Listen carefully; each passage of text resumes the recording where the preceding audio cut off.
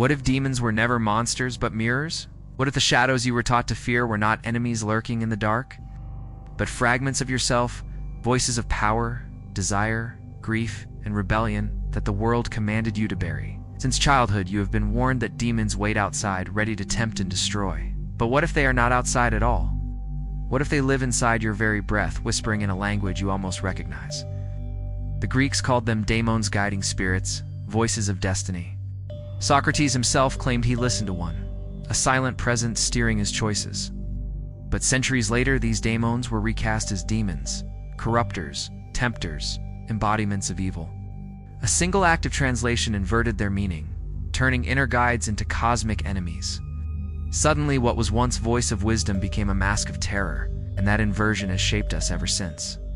Every burning book, every exorcism, every nightmare of possession has taught us to exile parts of ourselves. The demon became anything forbidden: lust, rage, curiosity, rebellion. To fear them was to fear your own shadow. To cast them out was to amputate your own power. The monster you fled was the mirror you smashed again and again until you no longer recognized your reflection. But what if the forbidden is not evil? What if the demon is simply the part of you you were told never to claim?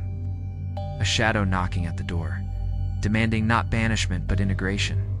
If that is true, then the most terrifying revelation is this: the demon you fear has always been your own forgotten power, waiting for you to turn and face it. To understand how demons became the embodiment of fear, we must first see the architecture built around them. It is not the demon itself that is evil, it is the system that constructed the idea of demon as enemy, as corrupter, as scapegoat. This architecture has been erected over centuries, layer by layer, until it became indistinguishable from reality itself. In ancient Greece, the word daimon did not mean monster.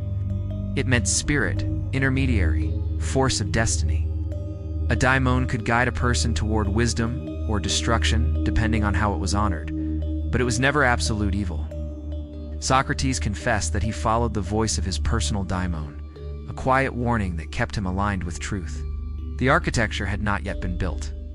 Shadow was still seen as part of guidance. But when Christianity rose to power, a monumental inversion occurred. The church needed a clear binary: God above, Satan below. Angels pure, demons corrupt. And so, in councils and sermons, the daimon was rebranded. Spirits that once guided were declared diabolical. Pagan gods were demonized. Serpent coiled in wisdom, feminine power embodied by Lilith were folded into a single category: enemy of the soul. The architecture of evil here was not myth, but system. By redrawing the spiritual map, the church centralized authority. The human psyche, once allowed to dialogue with its shadows, was told instead to fear them, to confess them, to cast them out. The demon was no longer a mirror, but an invader. The architecture demanded obedience. Priests became gatekeepers. Sacraments became contracts, and the fear of demons ensured compliance. All of these archetypes were demonized, so that the church could monopolize salvation. This architecture extended beyond theology into culture. Medieval Europe became a landscape of witch hunts, inquisitions, and burnings, all justified by the threat of demons. Any woman who claimed authority outside patriarchal order was labeled witch, demon-possessed. Any healer who worked with herbs was accused of trafficking with devils. Fear created spectacle, public executions as rituals of purification. The architecture used blood to engrave itself deeper, ensuring generations would internalize demonophobia as truth. But the brilliance of this system was its psychological colonization. Once demons were framed as external evil, people learned to exile parts of themselves. Desire, that is demonic. Anger, that is temptation. Independence, that is rebellion against God. The architecture turned natural energies into forbidden archetypes, making individuals dependent on priests, confessions, and rituals for absolution. The psyche was fractured, divided against itself. A person became prisoner of their own inner world, terrified of their own shadow. In the Renaissance and Enlightenment, one might expect the architecture to weaken. It had simply adapted. Possession was reframed as madness, hysteria, or delusion. The archetype still functioned. The other within, dangerous and uncontrollable, must be subdued. Psychiatry at its inception was less about listening to shadow and more about controlling it. The architecture shifted from cathedrals to clinics, but its bones remained. Fear of the shadow, rejection of the forbidden. Modernity did not dismantle the system, it globalized it. Hollywood films became mass rituals, projecting the demon as monstrous invader onto glowing screens. Demons leapt from shadows into living rooms, their faces plastered on posters, their names whispered with dread. And so, even in a secular age, the archetype thrived. Fear fed the architecture. The ritual adapted. This is the architecture of evil. Not that demons exist as enemies, but that the human relationship to shadow was hijacked. What once was guide became scapegoat. What once was dialogue became war. Humanity was taught to externalize its darkness, to fight itself through the mask of the demon, and thus remain forever fractured. Once installed in the psyche, it polices itself. The consequences are profound. Generations raised to fear their own desires become pliable, obedient, desperate for absolution. Societies that demonize feminine power suppress half their wisdom. Cultures that cast out rebellion stagnate under tyranny. Individuals who exile shadow fragment into neuroses, addictions, compulsions haunted not by demons from beyond, but by their own disowned archetypes clawing at the doors of consciousness. And this architecture continues. Today, the rhetoric of evil forces still dominates political speeches, religious sermons, media narratives. The enemy is always demonized, always reduced to shadow archetype. Terrorists, witches, heretics, deviants. Obedience grows, blood flows. The architecture feeds. But here lies the hidden truth. The demon was never enemy. The architecture is by demonizing the shadow. The system ensured humanity would remain divided against itself, feeding fear, bleeding energy, obeying authority. The demon is mere, but the architecture painted over the glass with nightmare faces. To awaken is to scrape off the paint and see yourself staring back. The architecture of evil is not eternal. It can be dismantled, but only if we recognize it for what it is. Not cosmic law, not divine truth, but a structure of control built on inversion. Fear and exile. Once you see the blueprint, you can no longer obey it blindly. And then, the first cracks appear. Every architecture hides its power in symbols. The demon, whether as fallen angel, goat-headed idol, or monstrous invader, has always been clothed in images designed not only to terrify but to control. To see the demon's symbols is to see how culture manufactures fear. And to decode them is to realize that what we call demonic may be nothing more than archetypal truths recast as forbidden. Consider Pan, the Greek god of nature and wildness. Horned, hooved, sexual, chaotic, he embodied fertility and freedom. To the Greeks, Pan was not evil. He was life unbound, the pulse of forests and fields. Yet when Christianity conquered, Pan's horns and hooves were taken, inverted, and repurposed. What was once symbol of vitality became the very face of the devil. From then on, the horned figure was no longer an archetype of freedom, but image of damnation. Symbol had been stolen, rebranded, weaponized. The serpent tells the same story. In Mesopotamian myth, the serpent was wisdom, guardian of sacred knowledge. In Egyptian cosmology, it was both chaos and renewal. But in Genesis, the serpent was demonized, framed as tempter, corrupter of innocence. The symbol was inverted.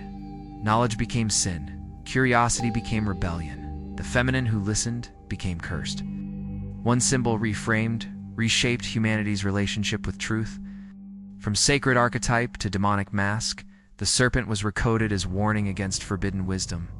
Lilith, too, was transformed into a symbol of terror. In older myth, she was embodiment of feminine autonomy, a spirit who refused to submit. But medieval demonology painted her as child killer, seductress, vampire of the night. Every quality of power, independence, sexuality, refusal of subjugation was recoded as monstrous. The symbol functioned perfectly. Generations of women were taught to fear Lilith within themselves, to repress autonomy lest they become demonized. The symbol policed behavior by weaponizing archetype. And then came Baphomet, the goat-headed figure later adopted by occultists. In truth, Baphomet was never an ancient demon, but a symbol of balance, of union between opposites.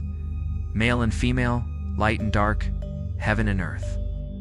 Eliphas Levi's 19th century illustration gave it form, arms pointing both up and down. Words solve and coagula, inscribe separation and union, dissolution and creation. But when the image spread, it was framed as satanic idol, terrifying mask of evil. Once again, the symbol of integration became symbol of fear. Humanity was taught not to balance, but to divide. This is the language of symbols, not static, but programmable. A horn can mean fertility or damnation, a serpent wisdom or corruption, a feminine figure, power or horror. The system writes and rewrites, meaning to serve its architecture. By seizing symbols, it seizes psyche. By demonizing images, it demonizes archetypes within. And by repeating these symbols in art, sermon, and screen, it engraves fear deep into collective unconscious. Modern media continues the ritual. Hollywood's demons are visual sigils. Red eyes glowing in darkness, inverted crosses burning on walls, shadows crawling across ceilings. Each trope repeats like chant, reinforcing association. Cross upside down is not neutral, it becomes trigger. Horns, wings, serpentine eyes all, embedded in horror imagery until viewers react instinctively. Every scream in a cinema is ritual offering. Every poster of demonic face is sigil on mass scale. The language of symbols is no longer confined to grim Wazit, radiates from screens into billions of minds. And yet, symbols never lose their original power. Beneath the demonized layer, Pan still speaks of wild freedom. The serpent still coils with wisdom. Lilith still embodies autonomy. Baphomet still balances opposites. The shadow archetypes remain alive, waiting to be reclaimed. The danger lies in forgetting that symbols are polyphonic maneuver. The system wants you to hear only one. Fear.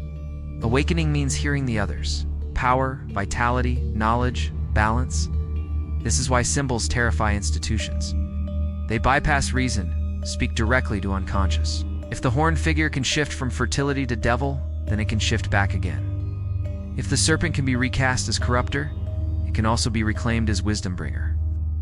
Control is maintained by freezing symbols into single meaning. Liberation begins by recognizing that symbols are fluid, that every mask hides another face. But to reclaim a symbol is dangerous work, to wear a serpent pendant, to invoke Lilith in art. To meditate on Baphomet, these acts are heretical because they undo centuries of programming. They awaken archetypes the system buried. They remind the psyche that what you were told to fear is also what you were told never to claim. Symbols are keys. Used unconsciously, they lock. Used consciously, they open. The language of symbols shows us that demons may not be monsters at all, but censored fragments of psyche hidden behind masks of fear. To look at them without flinching is to peel away centuries of propaganda. It is to see that the goat-headed idol is balance, not corruption. The serpent is wisdom, not sin. The shadow woman is power, not curse. Each symbol inverted reveals the architecture's hand at work. Each symbol reclaimed dismantles another brick of fear. So the next time you see horns or serpent or shadow woman painted as evil, ask who benefits from this meaning? Who taught you to fear? And what part of yourself waits on the other side of that mask? For the demon is not in the symbol. The demon is in the story written over it. To read the symbol differently is to read yourself differently and to begin the work of integration. If the architecture of demonology was built on symbols, its fuel has always been blood. Not only the crimson liquid spilled in witch trials, inquisitions, and exorcisms, but the subtler blood of fear, shame, and guilt flowing through generations. Demons, as constructed by the system, feed not on flesh but on essence. And essence leaks most efficiently when humans tremble, confess, and recoil from their own shadow. Blood is the oldest currency, and the farm of demonization has been collecting it for centuries. In antiquity, sacrifices to spirits were not seen as monstrous, but as exchanges. Blood poured on altars was offering, a covenant between human and unseen. When the church absorbed this economy, it replaced ritual sacrifice with its own harvests. The Crusades, justified as war against infidels and demons, drowned Europe and the Middle East in literal blood. Inquisition shed more, burning thousands as witches, each scream rising like incense. The stated aim was purification. The function was energy extraction. Pain became spectacle, and spectacle became ritual. Every drop of blood was both warning and offering, fueling the architecture of fear. But physical blood was only one layer. The deeper economy was emotional. Fear itself became blood. Shame became blood. Guilt became blood. Each time a child was told that their desire was demonic, they bled essence in silence. Each time a parishioner confessed sins that were simply human passions, they bled vitality into the system. Each nightmare of possession, each sermon of fire and brimstone, was a controlled cut into the psyche. The veins were emotional, but the drain was real. This is why horror persists, as genre as ritual disguised as entertainment. Every scream in a darkened theater is an offering, every pulse quickened by horns and shadows another drop of essence. The demon is summoned, projected in sound and image, and audiences willingly bleed fear for 2 hours. They leave laughing, but the ritual is complete. Energy released, harvested by the archetype, reinforced. Fear is not wasted. It strengthens the architecture. Consider the spectacle of exorcism. Priest chanting, a body convulsing, an audience gasping. This is theater of blood without knife. The possessed bleed, dignity, safety, sanity. The community bleeds fear. The priest harvests authority. The demon, real or not, is irrelevant. The ritual functions regardless. Blood flows, visible or invisible, and the architecture feeds. Even today, the blood economy thrives through shame. Desire demonized ensures constant bleeding. When sexuality is framed as demonic, millions bleed guilt daily. When anger is framed as possession, millions bleed frustration suppressed. When grief is framed as weakness, millions bleed silently into pillows. None of this spills onto altars, but it is sacrifice nonetheless. Sacrifice of vitality, of authenticity, of wholeness. The farm has no need for knives when culture itself drains. And yet blood is not only loss, it is power. That is why the architecture covets it. Blood is life force, passion, vitality. Fear distills it into pure essence. Shame compresses it until it burns. Every ritual that draws blood, literal or emotional, proves its potency. This is why demon myths linger, they guarantee harvest. But for the awakened, blood can be reclaimed. To see fear as signal rather than wound, to see shame as shadow rather than curse, is to stop bleeding unconsciously. You still spill, but you spill with intention, with authorship. Jung hinted at this in his Psychology of the Shadow. What you repress becomes demon. What you integrate becomes power. Fear that once drained you becomes courage. Desire once shamed becomes vitality. Anger once suppressed becomes sword of clarity. In this alchemy, blood is not drained into the architecture, but consecrated into self. The same energy once harvested becomes reclaimed currency. The demon stops feeding on you, and you begin feeding on the demon. But the system resists such reclamation, thrives on unawareness, on ritual bleeding disguised as morality. This is why martyrs are exalted, why suffering is praised as holy. A bleeding saint is perfect economy. Their literal blood fuels spectacle. Symbolic blood teaches obedience. Their worshippers bleed devotion in response. The cycle renews itself endlessly. To honor the martyr is to participate in ritual, to bleed again through awe and guilt. The architecture writes its ledgers in blood, and the ink never runs dry. This blood economy also explains the persistence of collective demonization. Societies project their shadow onto scapegoats, which is heretics, deviants, foreigners. Violence erupts, blood spills, and the collective feels purged, and nothing is resolved, because the shadow is internal. The demonized group bleeds literal blood, the society bleeds emotional energy, and the architecture feeds on both. Each purge reinforces the system, proving its hunger infinite. So what does awakening mean in a world where blood is currency? It means choosing how and where to spill, cannot stop bleeding. Life itself is sacrifice, but you can stop offering blindly. You can refuse to feed fear by reframing it. You can consecrate shame into wisdom rather than guilt. You can channel grief into compassion rather than paralysis.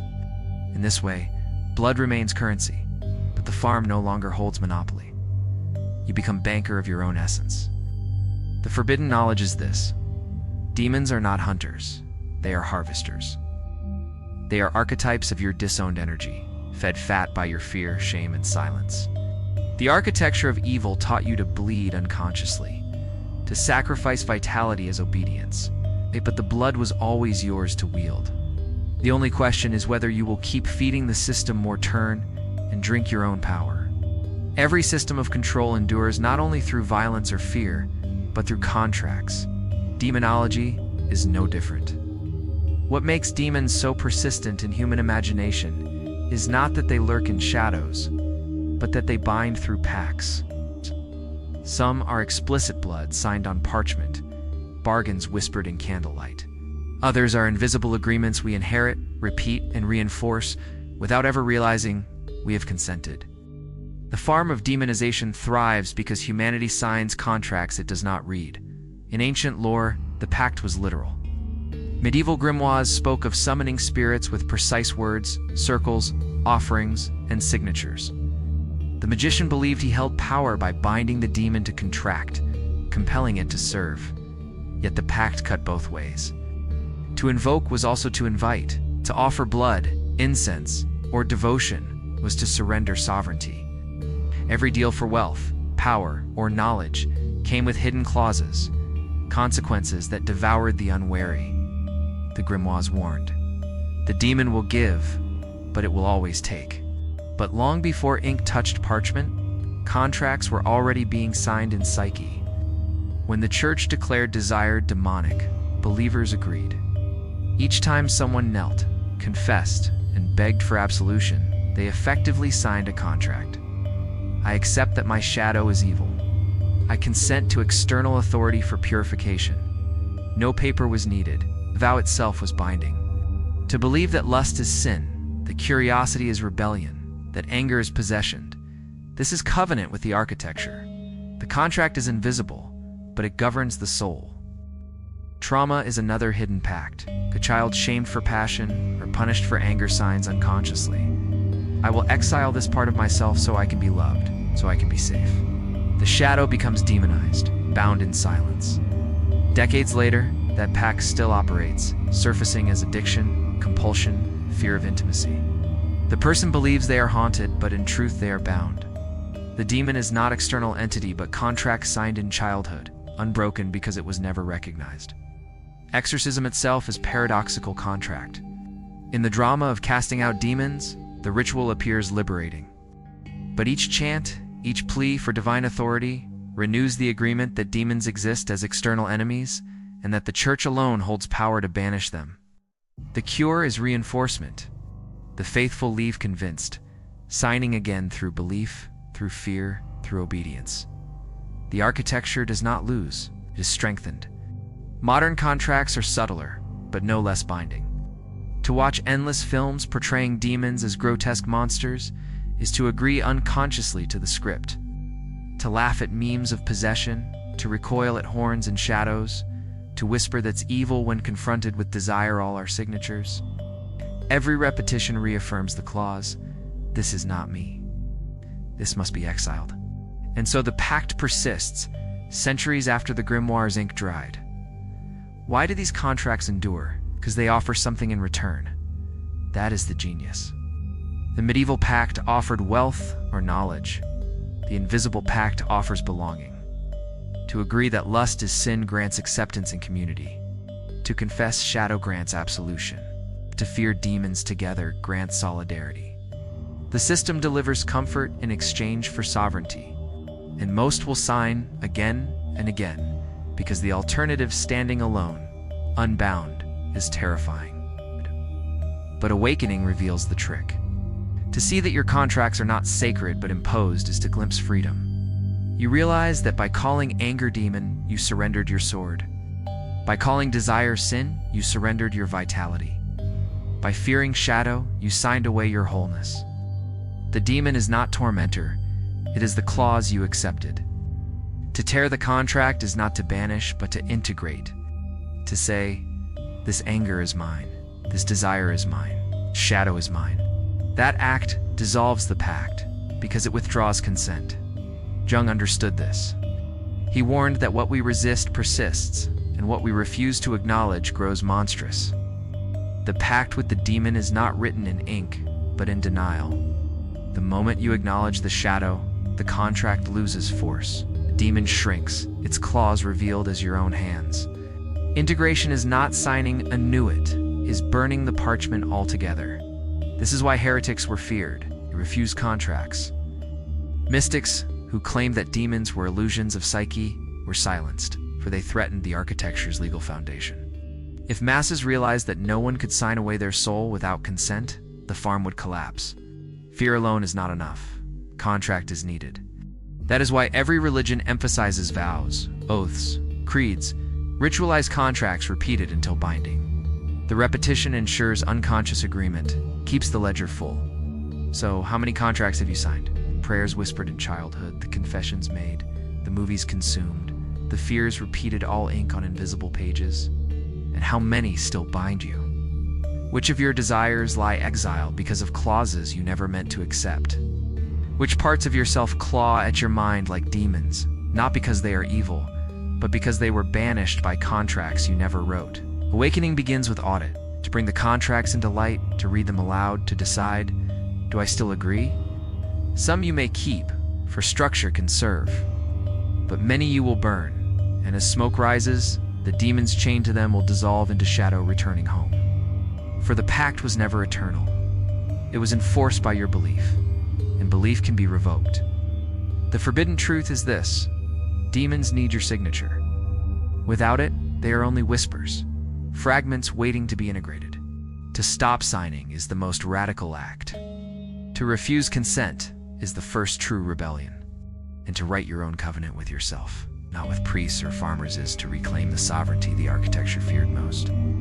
At the heart of demonology lies an unsettling inversion. The moral code you were taught to uphold may not be divine truth, but deliberate reversal. In this inversion, passions become sins, desires become shame, curiosity becomes rebellion, sovereignty becomes blasphemy. The system thrives not by erasing archetypal forces, but by flipping them upside down, weaponizing them against the very souls they inhabit. Take passion. In its raw form, passion is fuel to fire that animates creativity, sexuality, love, even righteous anger. To the Greeks, passion was sacred. Eros was not corruption, but life force. Yet under the inverted code, passion became lust, framed as demonic temptation. What once gave vitality, now condemned you. To feel deeply was to risk damnation. Passion was not celebrated, but chained, transformed into tool of shame. Desire fared no better. To want, to reach, to hunger for more than survival. This is engine of growth. Desire drives exploration, innovation, intimacy. But under the architecture, desire became sin. The serpent in Eden whispered curiosity, and the act of reaching for knowledge was reframed as rebellion against God. From then on, desire itself bore the stench of evil. No. To hunger was to fall. The moral code was inverted so thoroughly that even the instinct to learn became suspect. Curiosity, once praised as gateway to wisdom, was recast as satanic.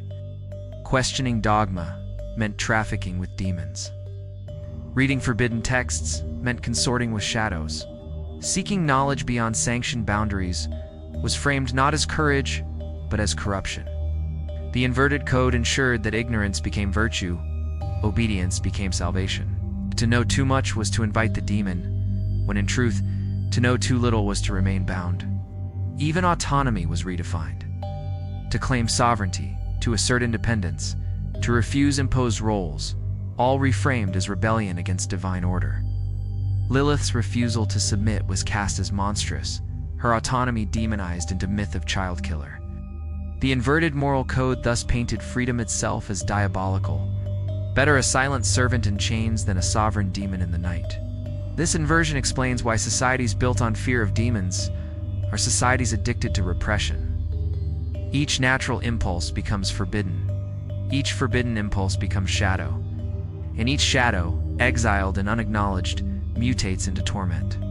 The code ensures perpetual fracture, a humanity split against itself, feeding the architecture through fear and guilt. The demon is not the enemy. The inversion is. Psychology confirms what myth obscures. Jung taught that shadow is not evil, it is simply the disowned self. Anger repressed becomes violence. Lust denied becomes compulsion. Curiosity forbidden becomes obsession. The inverted moral code guarantees that the very qualities that could empower become distorted, haunting as demons. In truth, the demon is archetype twisted by inversion. What was virtue becomes vice, not by nature, but by decree. Consider how obedience is exalted in the inverted code. To obey unquestioningly is praised as holy. Submission becomes salvation. Conformity becomes sanctity. Yet in reality, obedience is the easiest way to harvest energy. A compliant herd does not resist, does not question, does not rebel. The demon, then, is not rebellion. It is the system's label for anyone who dares to resist. By branding sovereignty as satanic, the architecture ensures its monopoly. The brilliance of inversion is that it feeds both ways. Those who indulge forbidden impulses feel guilt and bleed energy into the system. Those who repress impulses fracture, bleed essence in silence, and seek absolution. Both paths serve the architecture. Whether you break the rules or keep them, the inverted code ensures you feed. Sin and virtue alike become harvestable because both are framed by fear. This is why awakening is so destabilizing. To realize that your deepest guilt may be nothing but inverted programming is to glimpse freedom. To feel desire and recognize it not as sin, but as vitality, is to reclaim stolen power. To question authority and see it not as rebellion, but as sovereignty is to fracture the architecture. To integrate shadow and recognize the demon as mirror is to undo centuries of conditioning. The inverted code dissolves the moment you stop believing its definitions. But liberation is not without risk. To reject inversion is to become heretic, exile, anomaly. Societies built on the inverted code punish those who refuse it. The woman who claims autonomy is demonized as dangerous. The thinker who questions dogma is exiled as corrupt. The lover who embraces passion is shamed as immoral. Awakening threatens not only the architecture of belief, but the social order built upon it. That is why heretics are burned, rebels silenced, seekers ridiculed. To invert the inversion is to risk everything. Yet there is no other path to sovereignty. You cannot be whole while obeying a code designed to fracture. To reclaim shadow, you must look directly at what the system calls demonic and see its true face. Anger becomes sword of clarity. Lust becomes spark of creation. Grief becomes depth of compassion. Rebellion becomes voice of freedom. Each quality, once inverted into sin, restores itself as power when claimed consciously. The demon dissolves, the human expands. The inverted moral code is the architecture's masterpiece, but also its weakest point. For once you recognize inversion, it loses hold. See that good and evil as taught are masks, that the labels themselves are contracts. Realize that morality as written was not eternal law, but control mechanism. And you discover the forbidden truth. The demon you fear is simply the part of yourself you are forbidden to love.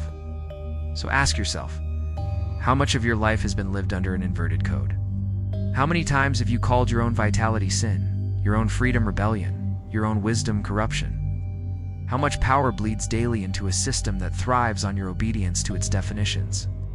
And most haunting of all will, you continue to bow to the code, or dare to invert the inversion and claim yourself whole again.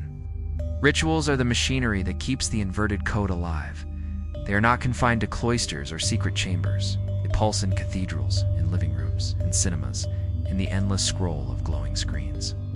The demon may have been rebranded as enemy, but it is ritual that sustains the illusion. Repeating the script until fear becomes reflex. To awaken to this truth is to see that you were never outside ritual. We're born into it, raised by it, surrounded by it every day. Consider the exorcism. A priest stands above a writhing body, Chants fill the air, crosses are raised, holy water sprinkled. To the faithful, this is battle between light and darkness, God and demon. But look deeper. The ritual itself is theater. It binds the community in fear and awe, reenacts the architecture's narrative, renews the contract that demons exist as external invaders and that the church alone has power to banish them. Every gasp from the audience is offering, every repetition of prayer's energy released. The exorcism is less about liberating the possessed than about feeding the system. Now consider the sermon. A preacher thunders about sin and hell, painting lurid images of demons waiting to devour. Congregants nod, tremble, weep. The ritual repeats weekly, engraving fear into memory. Children grow up not questioning, but absorbing. Desire is demonic.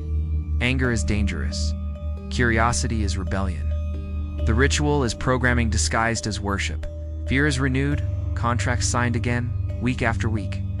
But rituals of demonization are not confined to religion. Hollywood has become its cathedral. Horror films project demonic faces onto giant screens, shadows stretching across collective imagination. Audiences gather, lights dim, sound crescendos. They scream together, laugh together, bleed fear together. It is ritual communion, energy harvested through spectacle. The more realistic the possession, the more grotesque the demon, the richer the offering. And when they leave, the archetype remains reinforced, stronger than before. Memes and viral videos now serve as digital exorcisms. A clip of supposed possession spreads online, watched by millions. Each viewer recoils, laughs, or comments, but each reaction is participation. The ritual scales globally, repeating the same narrative. The demon is real, external, monstrous. Fear spreads like chant, harvested invisibly.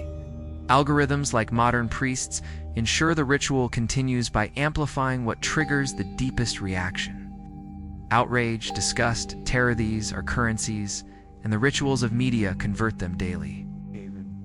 Politics performs exorcisms of its own. Leaders demonize opponents, calling them monsters, threats, evil forces. Crowds gather, chants erupt, flags wave like holy symbols. The ritual is identical to sermon or exorcism, only the altar has changed. A populace united by shared fear offers obedience. The demon enemy justifies war, control, surveillance. Every rally is ritual, every speech invocation, every chant blood disguised as patriotism. Sports stadiums to become stages of ritual. Fans chant in unison, roar in ecstasy or despair, wear colors like vestments.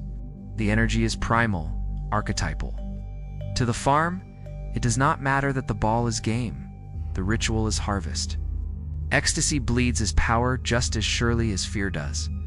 Ritual does not discriminate between joy and terror, only intensity matters. And within homes, small rituals repeat unconsciously. Parents warn children of nightmares, whispering about demons under the bed. Friends share ghost stories by firelight. Social media trends summon archetypes for entertainment. Each act reinforces the architecture, casting shadow as monster, shadow as other. Even laughter bleeds energy, for the ritual functions whether belief is sincere or ironic. The ubiquity of ritual is the architecture's strength. By saturating life with ceremonies of fear, it ensures that no moment is untouched. You may never attend exorcism, but you will watch film. You may never read grimoire, but you will scroll memes. You may never kneel in cathedral, but you will chant at rally. All are rituals feeding the same archetype, disguised in different masks. Yet rituals, like symbols, can be reclaimed. Their power lies in repetition, and repetition can be rewritten. A scream in cinema can become recognition instead of offering. A chant can be redirected into sovereignty instead of obedience. A meme can be decoded rather than feared. Ritual is not inherently enslavement, it is engine. The question is who drives it. This is why mystics often create their own rituals, not to summon external powers, but to integrate shadow. By lighting candles, drawing sigils, speaking words of intent, they reclaim the machinery. They refuse to feed fear, instead channeling energy toward wholeness. Their rituals invert the inversion, reminding the demon is not enemy, but disowned self. The architecture fears this because once ritual is rewritten, the farm starves. So the next time you sit in church or scream in theater or scroll through viral possession clip, ask, whose ritual am I performing? Who collects the energy of my reaction? Who benefits when I shiver, when I obey, when I laugh? To ask these questions is to see through the liturgy. To keep asking is to break its hold. For rituals are everywhere, and they will never vanish. But once you awaken, you can choose whether to keep feeding the architecture or to consecrate your own ceremonies, summoning not fear but integration, not exile but return. And in that moment, the demon no longer waits at the threshold. It steps inside as part of you, no longer masked, no longer hungry, no longer foreign. Awakening to the system of demonology is not like flipping a switch. It is like peeling back layers of skin to discover that beneath every surface lies another mask, another story written to keep you afraid. The moment you realize that demons are not monsters lurking outside, but shadows exiled within, the architecture begins to shake. What terrified you now looks familiar. What you banished now looks like part of your own face. The demon is mirror, and to see it as such is the beginning of liberation. At first, awakening feels like betrayal. Everything you were taught unravels. The sermons that painted demons as external enemies now sound like theater. The horror films you once feared look like rituals of programming. The exorcisms you revered as battles of light appear as contracts renewed. You realize you were not merely spectator, you were participant, bleeding energy into every ritual. That grief you carried, that shame you whispered, that fear you fed was harvest disguised as virtue. But the shock soon deepens into recognition. Jung called it shadow integration, the process of reclaiming the parts of yourself you were taught to exile. Anger is not diminish, is sword. Lust is not corruption, is fire of creation. Curiosity is not rebellion, it is gateway to wisdom. Grief is not possession, it is depth of compassion. Demon becomes archetype, each shadow a fragment of your wholeness. What you once feared as enemy now becomes ally if you dare to listen instead of banish. This is the forbidden step, to stop fighting and start listening. The architecture thrives on resistance. Every exorcism, every scream, every denial feeds it. But when you turn to face the demon and ask, "What do you carry for me?" contract breaks. You refuse to bleed through fear. Instead, you transmute. The energy once harvested by the system returns to you. Integration starves the farm because it denies it currency. Awakening is not easy. The inverted moral code has taught you to see rebellion as sin, passion as corruption, sovereignty as blasphemy. To claim these back feels dangerous, even heretical. To integrate shadow is to walk into fire without flinching, to embrace what terrifies because it is yours. Every culture that demonized Lilith feared the autonomous feminine. Every religion that demonized Pan feared wild vitality. Every sermon that demonized curiosity feared loss of control. To reclaim these is to reclaim what was stolen. The cost of awakening is isolation. You'll be called heretic, blasphemer, deluded. The herd depends on shared fear. To refuse it is to step outside belonging. But solitude is not prison, it is sovereignty. Better to stand whole in exile than fragmented in obedience. Better to embrace your demon and become complete than to banish it and remain half alive. Awakening also exposes the contracts you signed unconsciously. Remember prayers whispered in fear, vows made in shame, promises extracted through guilt? Each with signature, binding shadow as enemy. Awakening means reading those contracts aloud and tearing them. You declare, "This is mine. This desire, this grief, this fire, this rigid belongs to me, not to the architecture." In that declaration, demons dissolve because they were never independent entities, but exiled parts bound by belief. The final recognition is perhaps the most haunting. The system never needed real demons. It needed only your agreement. The masks painted on Pan, Lilith, Serpent, Baphomet, these were not revelations of truth, but inscriptions of fear. The demon was manufactured image, and you fed it by obeying. The architecture of evil is house of mirrors, and awakening means realizing the faces are yours. The horror melts into reflection, and reflection into wholeness. What then? To awaken is not to escape ritual, but to rewrite it. You light your own candle, not to banish, but to welcome. You draw your own sigil, not to summon, but to integrate. You craft your own ceremonies, not to obey, but to consecrate your sovereignty. Ritual remains engine, but now you drive it. Symbol remains language, but now you speak it. Blood remains currency, but now you choose where to spend it. The system loses monopoly, and you become author of your own myth. The danger is real. Shadow integration is no simple path. To face anger, lust, grief without bleeding into compulsion requires discipline. To embrace sovereignty without sliding into arrogance requires balance. To walk without external authority is to risk abyss, but it is also to taste forbidden freedom. The architecture crumbles, not in thunder, but in silence, the silence of refusal, the silence of awareness, the silence of a human who no longer fears their own reflection. Awakening to the system means accepting a terrifying truth.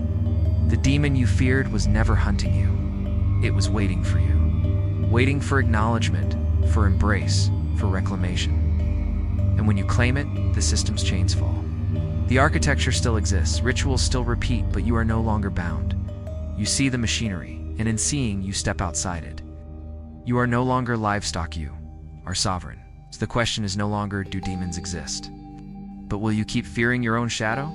The forbidden knowledge is not that demons lurk, it is that they are you. And once you know, you cannot unsee. The only choice left is whether to keep feeding the system, or to claim the forbidden mirror and walk whole again. The demon was never your enemy. It was your shadow, your mirror, your forgotten power waiting to be reclaimed. The only question now, will you keep fearing what you were told to exile, or dare to face it and walk whole again? Comment your thoughts, and subscribe. Our descent has only begun.